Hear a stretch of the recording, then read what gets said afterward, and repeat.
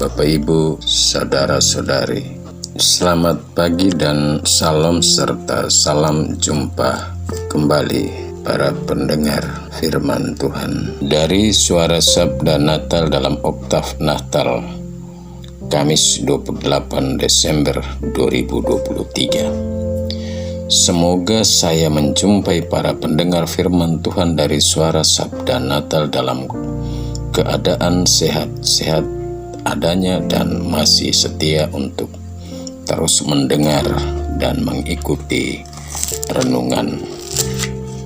Sebelum kita mulai mendengar dan merenungkan firman Tuhan, mari kita mengawalinya dengan sama-sama berdoa. Dalam nama Bapa dan Putra dan Roh Kudus. Amin. Allah Bapa Maha Baik, kami bersyukur untuk hari baru yang Engkau anugerahkan kepada kami. Anugerahkanlah kepada kami hati yang lembut dan rendah hati untuk mencintai dan peduli dengan anak-anak yang sering menjadi korban keegoisan para orang tua dan yang haus akan kuasa. Hari ini martir kecil tak bersalah meluhurkan dika bukan dengan madah melainkan dengan darah. Semoga iman yang kami akui dengan perkataan kami nyatakan dengan perbuatan. Demi Kristus Tuhan dan pengantara kami bersama Dikau dan Roh Kudus hidup dan berkuasa sepanjang masa. Amin. Bacaan suci untuk inspirasi renungan Suara Sabda Natal dalam Oktav Natal. Pagi ini saya ambil dari kedua bacaan suci hari ini, yakni dari surat pertama Rasul Yohanes bab 1 ayat 5 sampai bab 2 ayat 2, dan dari Injil Matius bab 2 ayat 13 sampai 18 yang akan menjadi inspirasi utama renungan Suara Sabda Natal hari ini. Tuhan bersamamu dan bersama rohmu. Inilah Injil suci menurut Matius. Dimuliakanlah Tuhan. Setelah orang-orang Mayus yang mengunjungi bayi Yesus di Betlehem itu pulang, nampaklah malaikat Tuhan kepada Yusuf dalam mimpi. Malaikat itu berkata, "Bangunlah, ambillah anak itu serta ibunya, larilah ke Mesir dan tinggallah di sana sampai aku berfirman kepadamu, karena Raja Herodes akan mencari anak itu untuk dibunuh." Maka Yusuf pun bangun malam itu juga, diambilnya anak itu serta ibunya lalu menyingkir ke Mesir dan tinggal di sana sampai Herodes mati. Hal itu terjadi supaya genaplah yang difirmankan Tuhan lewat nabinya, "Dari Mesir kupanggil anakku." Ketika Herodes tahu bahwa ia telah diperdayakan oleh orang-orang Mayus itu, sangat marahlah ia, lalu menyuruh membunuh semua anak di Betlehem dan sekitarnya, yaitu anak-anak yang berumur 2 tahun ke bawah, sesuai dengan waktu yang dapat diketahui dari orang-orang Mayus itu. Dengan demikian genaplah firman yang disampaikan oleh Nabi Yeremia. Terdengarlah suara di Rama, tangis dan ratap yang amat memilukan. Rahel menangisi anak-anaknya dan ia tidak mau dihibur, sebab mereka tidak ada lagi. Demikianlah sabda Tuhan. Terpujilah Kristus.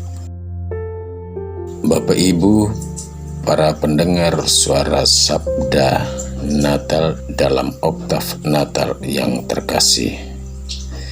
Tema renungan dari Suara Sabda Natal hari ini saya beri judul, "Dari Mesir kupanggil anakku."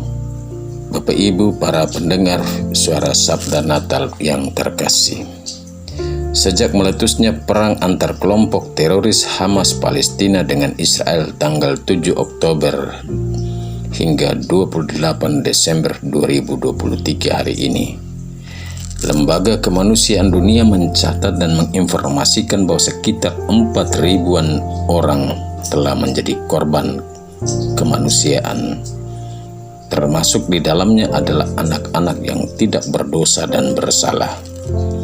Mereka diterjang peluru dan rudal serta bom dari kelompok yang bertikai. Mereka menjadi korban kesombongan dan keegoisan para pemimpin Hamas dan Israel. Dan tak ketinggalan media sosial memberitakan bahwa banyak anak-anak Indonesia di bawah umur yang direnggut kewanitaannya oleh para haus seks dan orang-orang yang telah kehilangan moralitas hidupnya. Mereka korban tak berdarah karena nafsu dunia dan kekuasaan. Bapak Ibu para pendengar suara Sabda Natal dalam oktav Natal yang terkasih, hari ini Gereja Katolik memperingati pesta kanak-kanak martir Bethlehem. Penginjil Matius mengisahkan bahwa kanak-kanak Bethlehem harus menjadi korban atau rela menjadi korban atas keegoisan manusia yang disimbolkan dalam diri Herodes sang pemimpin, namun berhati penguasa dan tidak menginginkan siapapun yang mengambil alih kekuasaan yang dipegangnya. Untuk itu, meskipun sudah lama menjadi raja wilayah Yehuda, namun memiliki rasa takut yang begitu besar dengan kehadiran seorang raja baru yang baru lahir, yang masih kecil dan tak berdaya.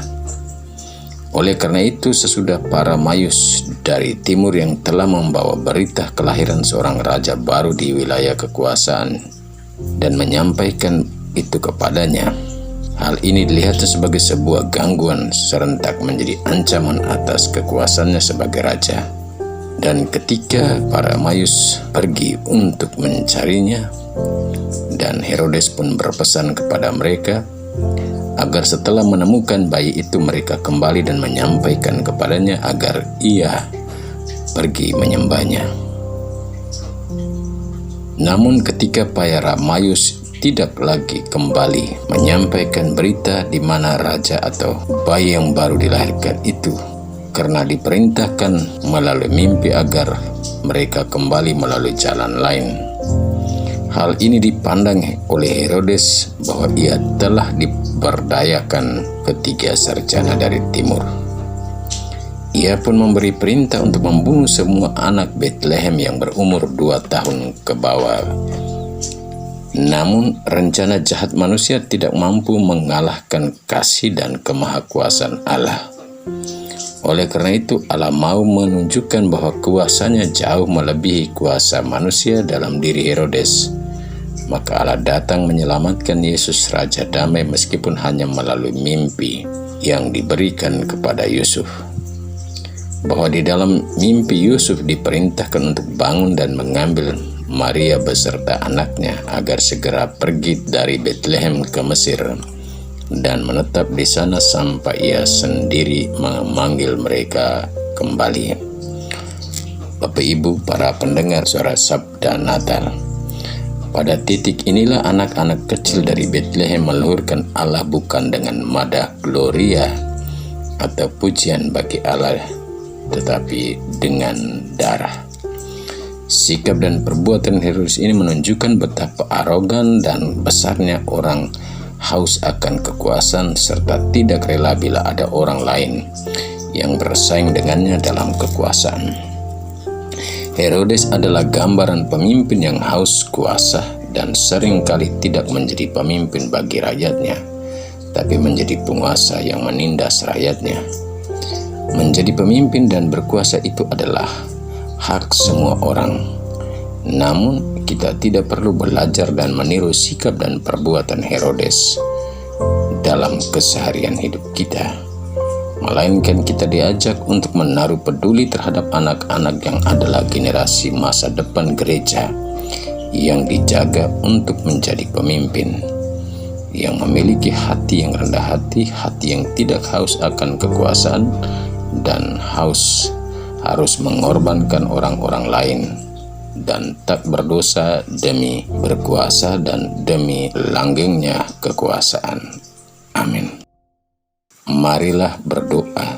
Allah Bapa yang penuh cinta, tanamkanlah dalam diri anak-anak kami agar memiliki hati yang rela berkorban seperti kanak-kanak Bethlehem, yang mau meluhurkan Tuhan bukan dengan madah gloria, melainkan dengan darah demi Kristus Tuhan dan pengantara kami. Amin. Tuhan bersamamu dan bersama rohmu. Kita sekalian, orang-orang yang kita janjikan doa, yang kita doakan, perjalanan kita ke tempat-tempat kerja, orang-orang yang kita jumpai di perjalanan, orang-orang yang bekerja bersama kita hari ini, dan orang-orang yang bekerja di rumah-rumah, senantiasa dinaungi, dilindungi, dibimbing, dan diberkati oleh Allah yang Maha Kuasa, Bapa dan Putra dan Roh Kudus. Amin. Selamat beraktivitas, Tuhan memberkati.